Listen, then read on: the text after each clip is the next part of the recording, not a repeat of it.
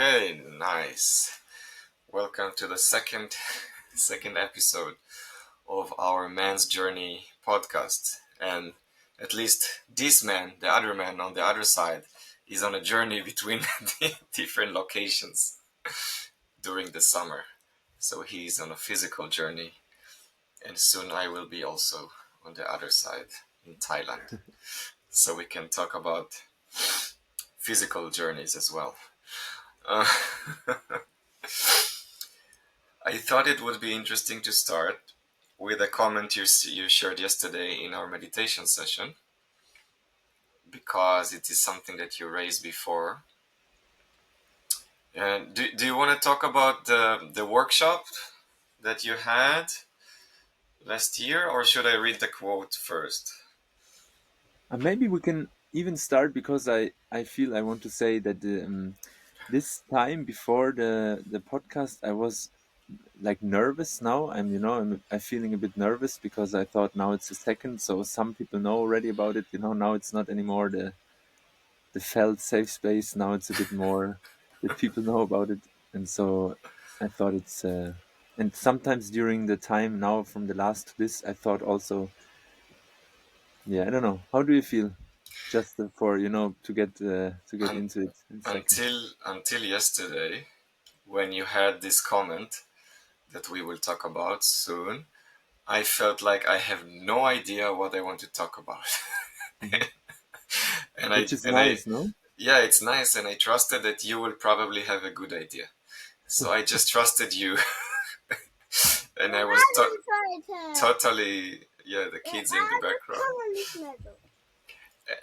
and I was, don't worry, we can edit all the noises, and so I totally trusted that something will come, and I didn't really think about it so much. I just hoped that people actually listened, because some people, like they like on Facebook or stuff, and they say, "Oh, nice, nice." I don't know if they actually listen, and I didn't even look at the statistics.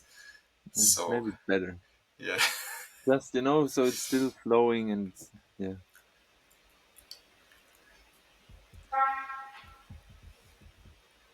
but why do you feel nervous? I don't know. Yeah, it's a good question. I don't know. Maybe it's still the thing what I said the last time that it's this too. I don't know. So like the last time it was more like a game, and now when you share it and so on, then it start to be again this it should be successful, or like I don't know how to say. So then there comes all these things to it. It's not anymore just so natural. It becomes a bit more. There's some more thoughts maybe. Hmm. Yeah. Yeah, but I don't know. For me, it's still a game. For me, Hmm.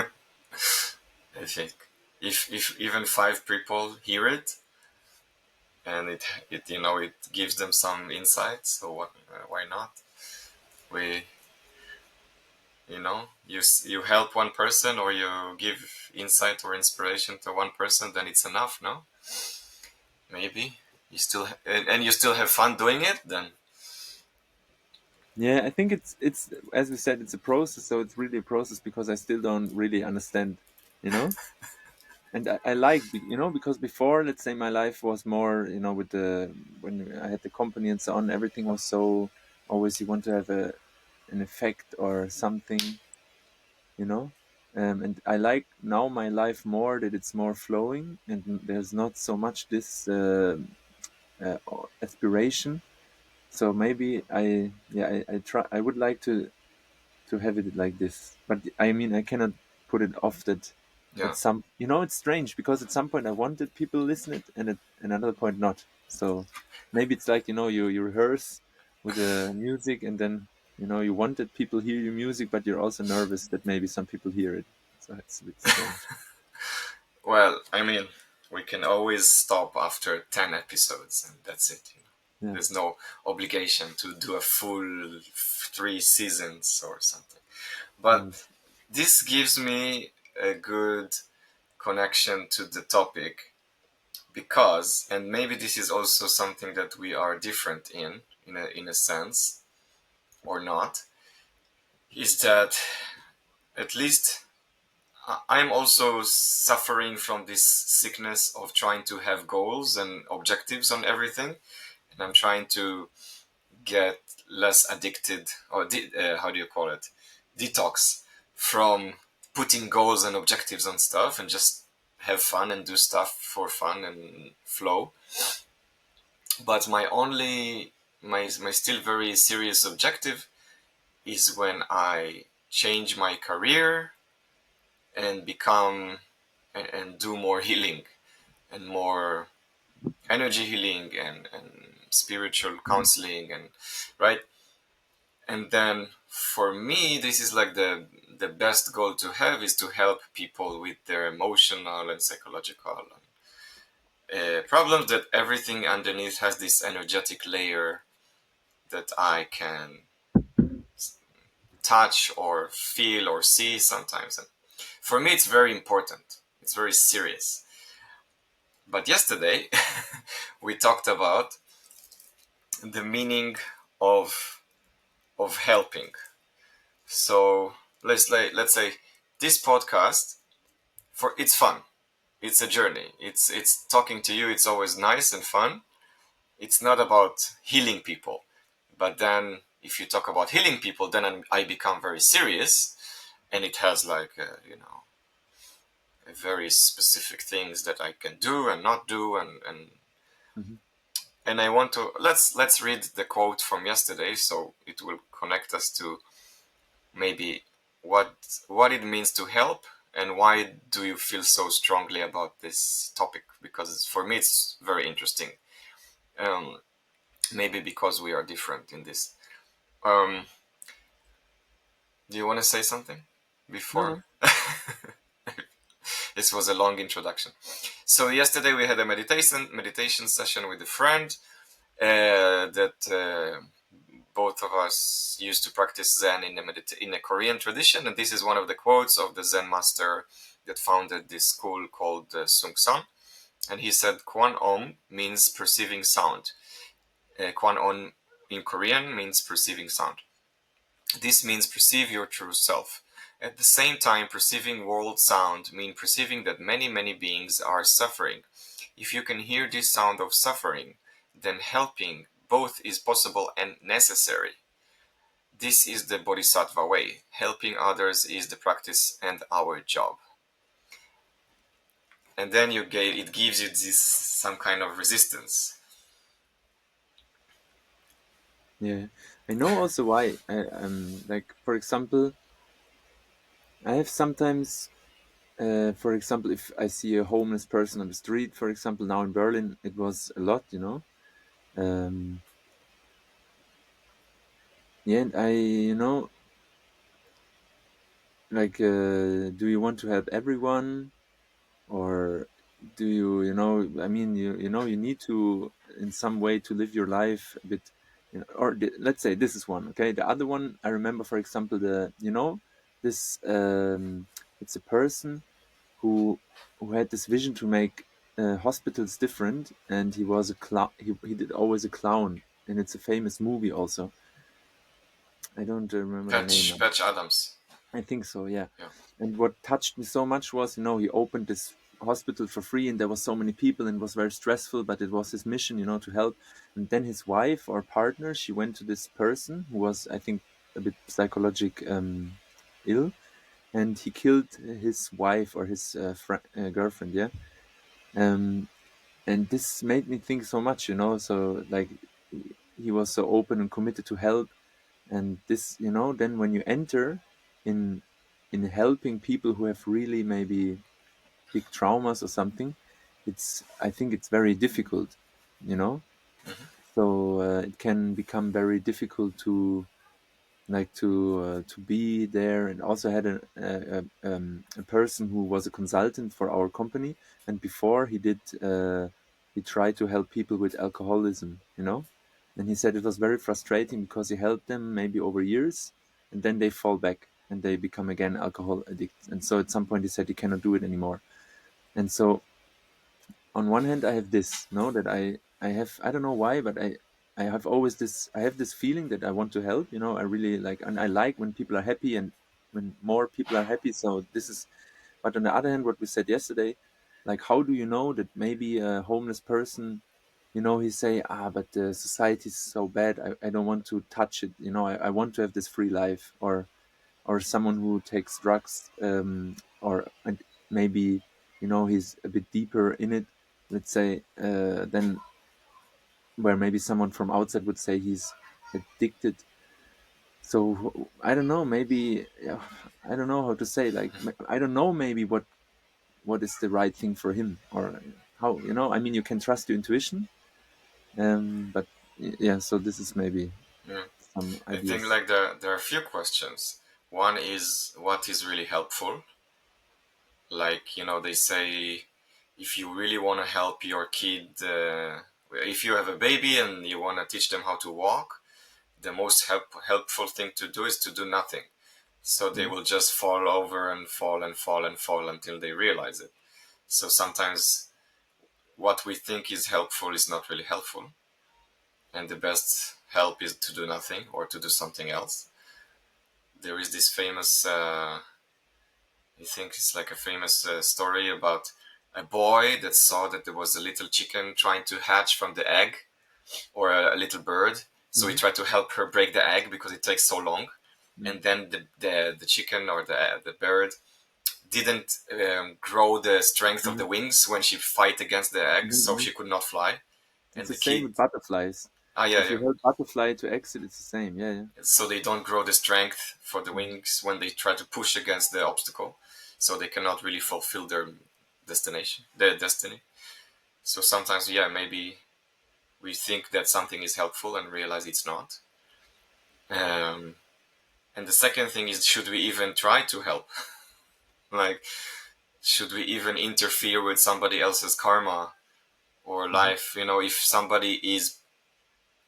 somebody's karma is to suffer because they did something bad, or if they need to learn a lesson by going through a 5 years of shit with alcoholism, and then they learn their lesson and they can help other people. If we help them too soon and they don't learn the lesson or they don't get the experience, then we're missing the point of growth and development. Um, do you want to? I think last year when you went to this open communication retreat, there was another element of this, because you talked about it before, Can you help me? What do you about mean? what is helping versus Yeah, yeah, yeah. assisting. No, no, I remember. Yeah, so there was the differentiation between being helpful and helping. And so with this technique, this person is doing, like the looping, he tried to, let's say, find the reasons for conflicts in the nervous system. And so he try with like this question and answer kind of, you tell about your conflict and he say which emotions arrive to him. He don't listen, or in this technique you don't listen to the topic really, but more the emotions which come to you, and then you go deeper and deeper. And if it's a good dynamic, you can really go to the source of the conflict, which is maybe a emotion many years ago, where you were helpless with your emotion. Um and so yeah, he said if he try to help, he's not successful. It won't work. But if he try to be helpful, then he can. And sometimes I think I understand it more, and sometimes I understand less. So at this moment, I understand it less. What it really means. But I guess it's like if the ego, maybe, maybe it's about the ego, no? Like I want to help, so I am very helpful. I'm very good person, because of me this person now feels better. So if this part comes, then it gets, you get lost in your own. And if you're just helpful and you're just perceiving, and maybe like water, or I don't know, yeah, I don't know, maybe this. What comes to me in this way is that when this comparison, when you try to help somebody, it's like you are higher than them and they're low, and you're trying to, from your standpoint, to reach down and help them go up, so you have a better situation and they have a less situation, and then you are obligated or morally obligated to help them because you have a better situation, or because you are more educated or you have more experience. And and I know that, at least in our human evolution or our cultural evolution, it was like this before. Because you go to the priest, you go to the rabbi, you go to the judge, you go to the father of the grandfather of the village, the shaman, and they really have authority and they tell you what to do. But then I think also with psychotherapy and analytical psychotherapy and coaching, it's more about two people talking, and one is trying to ask the right questions and guide the other person inside themselves. So with the right question and the right comments, you find for yourself the answers and the symbols and the meanings and the insights, and the other person is just helping you go deeper and not lose focus and Mm-hmm. not Mm-hmm. maybe be Mm-hmm. afraid of going deep. Mm-hmm. So I think society or culture change more towards this, and this is something I accept more, of course. um, but not all people are like this, and some people still really need authority and Mm-hmm. somebody to tell them what to do, right? And they go to the doctor and they need to see, what do I have, what sickness do I have, or they go on Google. Even Google is not a person. They're like, I have these symptoms. And they ask Google if they're going to live or die and how long, and all this. And what I feel strongly about in this quote from this Zen master, it's that it's not this or that. It's something totally different. It's not about helping somebody else from a level of guiding them to their own answers, and it's not about authority. Because from my experience with Buddhism and psychedelics like ayahuasca and mushrooms, in the level of enlightenment, or in a level of oneness and interconnectedness, when you really have no ego, the because you are not there as you personally, it's just some kind of being that you experience, and you experience this interconnectedness and um, non-separated existence, which is hard to explain in words. Then there is no other option but helping.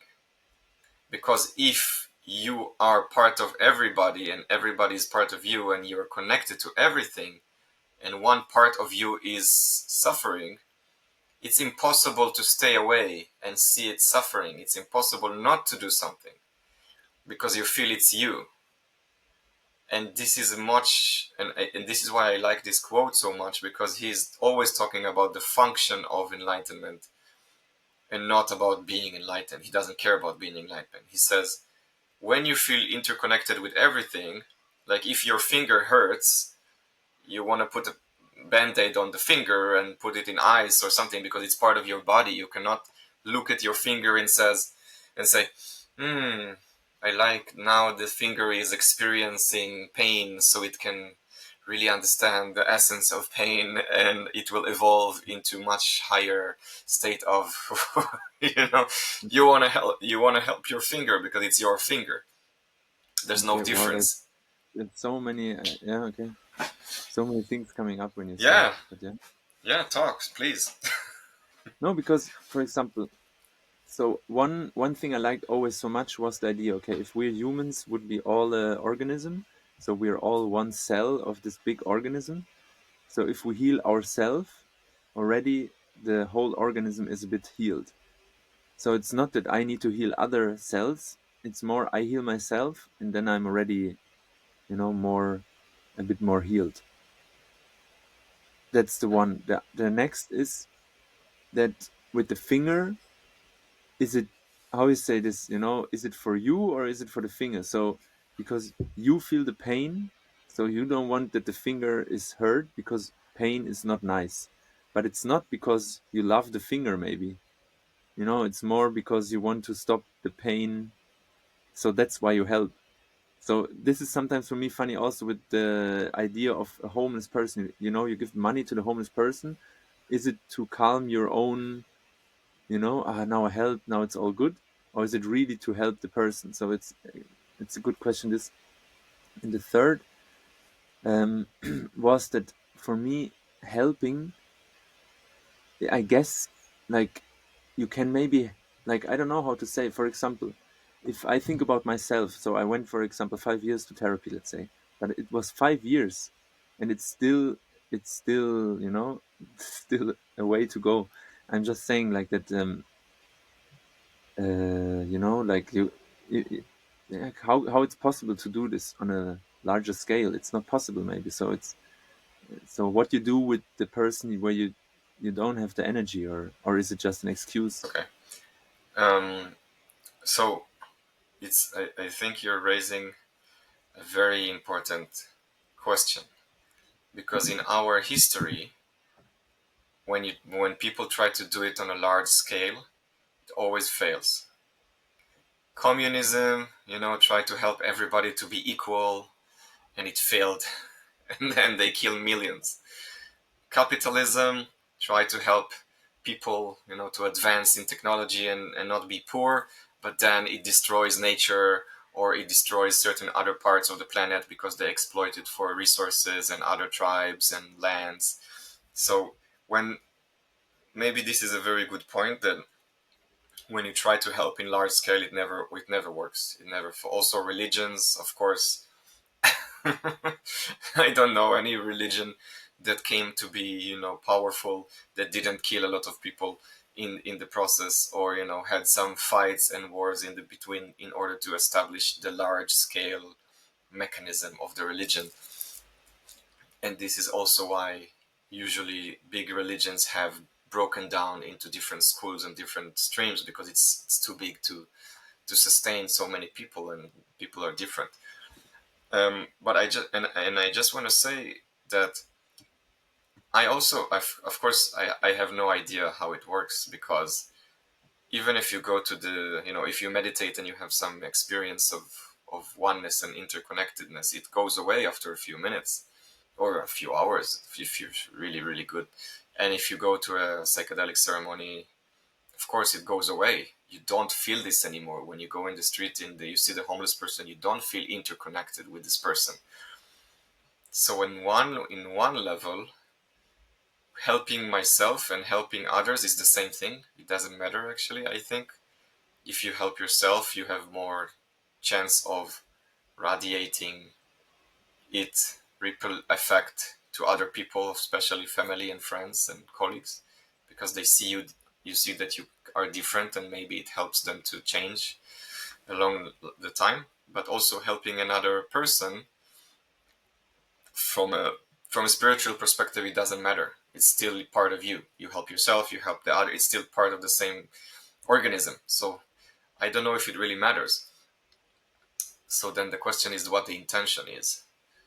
If the intention is really pure of stopping something from suffering, or if somebody is asking for you to help, like we said, if this homeless person comes to you and asks for money, and your mind, your ego is starting to be like, oh, he's dirty, I don't want to touch him, or he's smelly, I don't want to go near to him, or maybe he will try to take my money and run away, so maybe he's dangerous, or maybe he will use this money for drugs. So this is where the intention is not pure, because the mind and the ego is trying to tell you why you should not help. And this is where the tricky part is, even with the children. When children are like, help me, I cannot reach this shelf because it's too high, and you want to tell them, take a chair, climb on the chair, and then you can reach it. You want to help them to help themselves. And sometimes they're really needy, and you just want to get it over with, and you do it for them, and they don't get the opportunity to learn. So I don't know. It's very delicate. Hmm.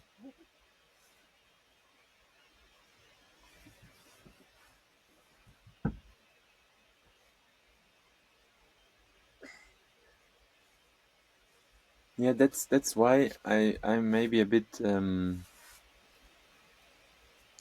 with this quote. It like for me the answer was to help myself.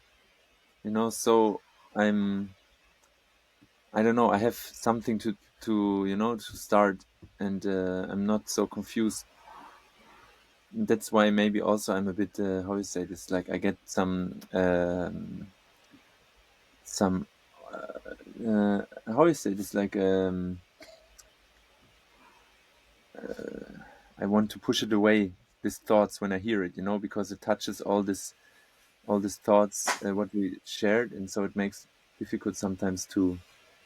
But if I can say, okay, I try to help myself and then maybe with this, yeah, as you say, then just because with the cell, then it can also help others in their journey. Then maybe because I mean I know myself. Like if I have a back pain, it's so nice. Maybe I know Mete, for example, and she can help me, or with other things, so many things. So it's nice to be helped, and I guess it's nice. I'm not, and I guess I know it's also nice to help.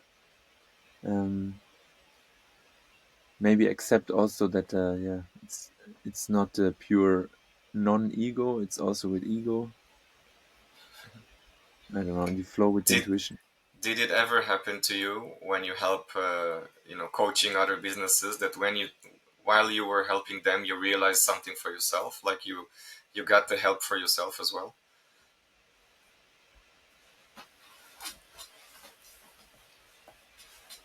Yeah, for sure. Because the person will maybe know other things which I didn't know. So because the person has made his experience or how it reacts to a situation or many things. That's true. So So maybe yeah, that's nice. maybe it's the same. Maybe it's the same. Maybe when we help, let's say we take the example of the homeless person. If I give the homeless person money, I help him for a few, for one day, but he helps me to, be more generous, or he helps me to remember what it means to not have money, or he helps me to be more compassionate. I don't know. Maybe it's not so visible in this. I know for myself sometimes when I try to help let's say my son is a bit shy, and I want to tell him that, hey, it's okay, you can go talk to these kids and just say hi, how are you, maybe you want to play, I have this thing. So sometimes I feel like when I talk to him, I actually talk to myself, Mhm. and remind myself how not to be shy. But I actually tell it to him. But then in 1 second, I feel like, I can actually have the same advice sometimes for Mhm. myself with Mhm. adults. So maybe from an ego perspective, we think that it is one way, but it's actually always two ways, and we just don't notice. Maybe, yeah, and there's but or but I don't know. There's another thing, for example, that like we were talking with a friend, about a homeless person in the place where we live, and you know, like I had, I at some point he said, yeah, now I have this big thing where you can make the bubbles out of soap, for the kids, and then I was very happy, so he find maybe a way to make money, not to just be on the street, and so it made me very happy. Then next day I see he again is drunk and fight with his girlfriend, drunk, and and then I thought, I don't know, so just okay, this shows me again this, it's many steps, he would need a lot of guidance to really get out of his situation. That on the one hand, and the other hand, I talk to other people who maybe helped or maybe were in different and similar situations.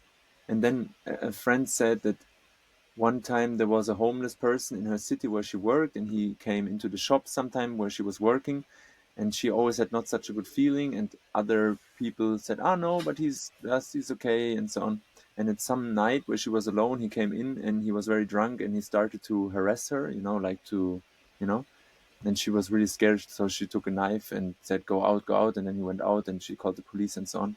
But that again, it's the fear. So it's a fear, but that at some point, because they have I mean, we're all a bit uncontrollable beings, but I guess like maybe this people are a bit more because they have different surroundings. So there's always a bit this fear that, I don't know, it's good to talk about it, so maybe it can go out, but the fear that you open a bit the door and then, Yeah. yeah, maybe this is I don't know. Do you have this, or is it, for example, nothing where you have connection to? I don't see so many homeless person people, But in but general, do you have no, fear if you help that you get into trouble, or that it will affect your life, or I don't know. not in this way, not in a Mhm. physical way of like violence, but Mhm. sometimes, yeah, sometimes from the healing perspective, the energy healing or the shamanic healing perspective, it's a bit scary to touch somebody else's trauma because, first of all, you feel it. You really feel it in your body, like the Mhm. sadness or the pain or the, I don't know, the heaviness.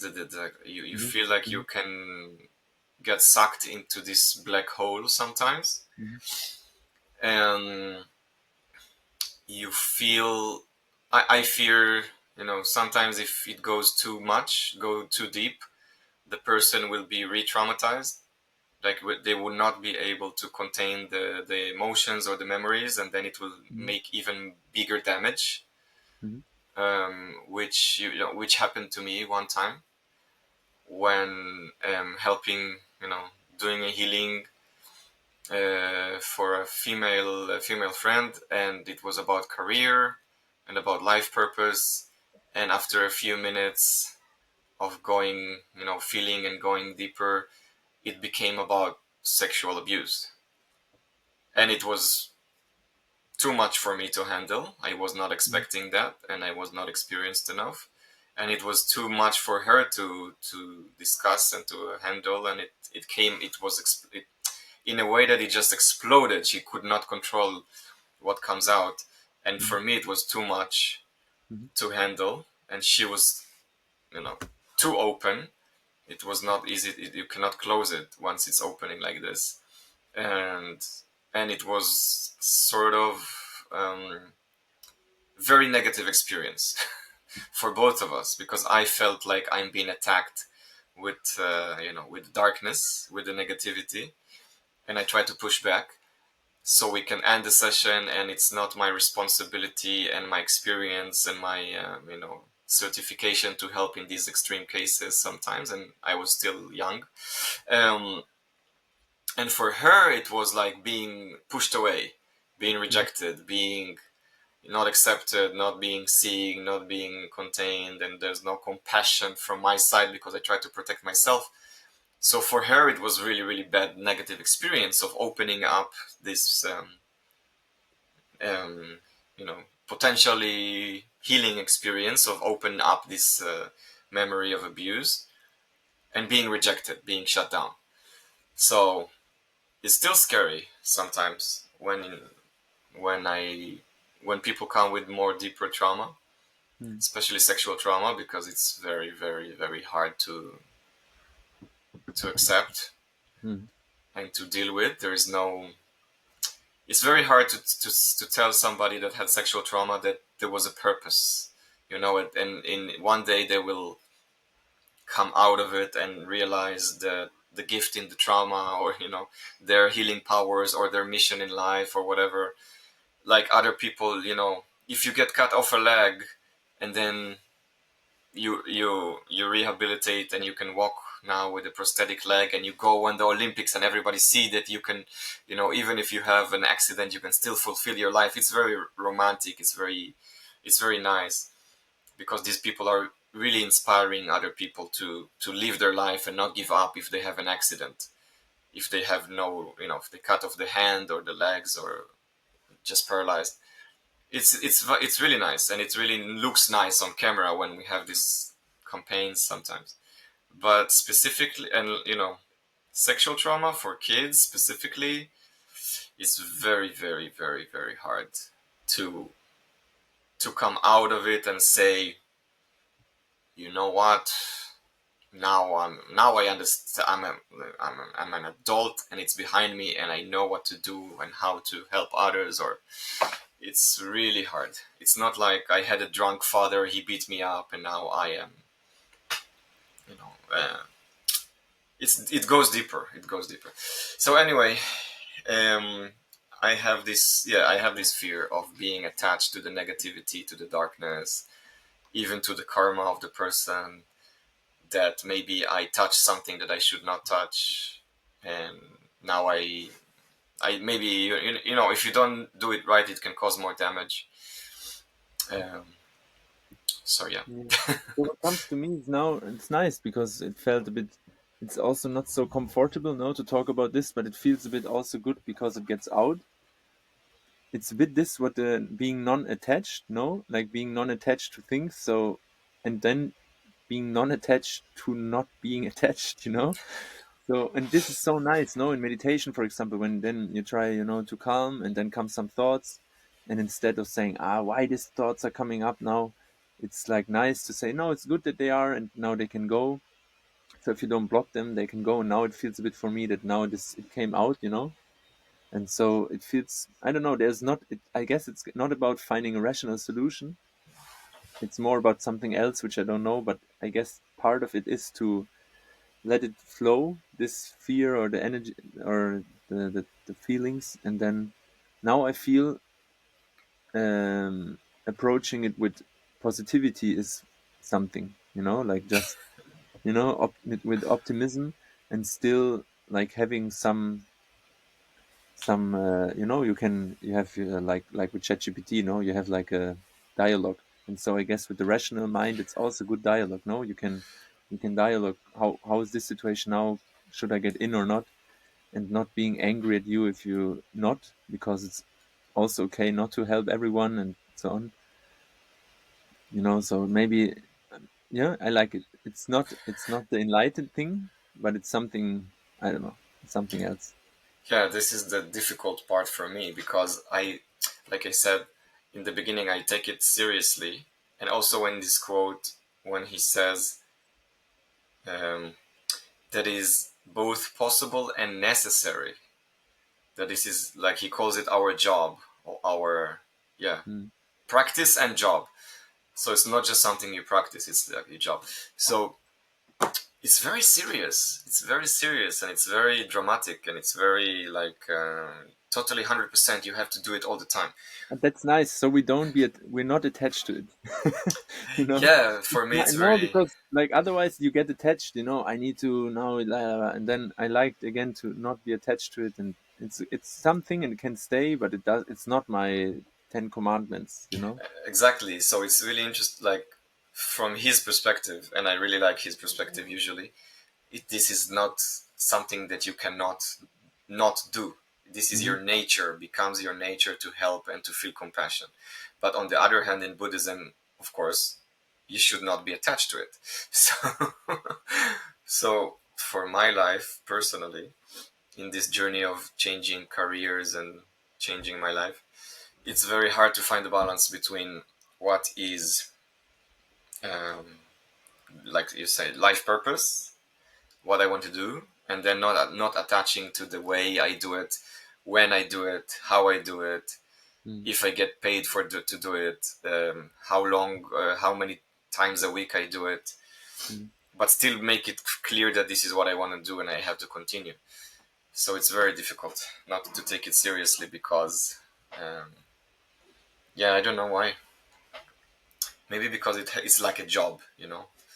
It's like a Mm, job. If you get paid for it, then it becomes serious, and then you start to measure it and see how much money you can get, and if it's sustainable, you can make it your full-time job, and then you get all the rational stuff mm, into it, which is very hard for me to separate. yeah. But yeah, I also feel better now talking about everything like that. Talking about it Yeah. because For me, yeah. Sorry.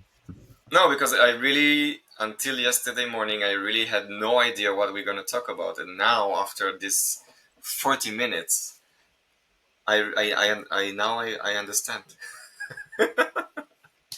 I understand the benefit of this conversation. For me, it helps, that also, like, everyone has just an opinion, no? I don't know, maybe there's something else to it which can be discovered, but also it's still like and I like more, for example, there, let's say the Buddha uh, quote or something where he say, you need to find it yourself. I cannot I cannot teach it. And maybe this I don't like so much about this quote because um it's so like a teacher, you need to do. And it's not that I can find it out on my way. Or maybe it's just him and he just said, and it's okay because now we discuss about it and I reject it bit and so on. So it's also okay. Maybe it's all okay actually, yeah.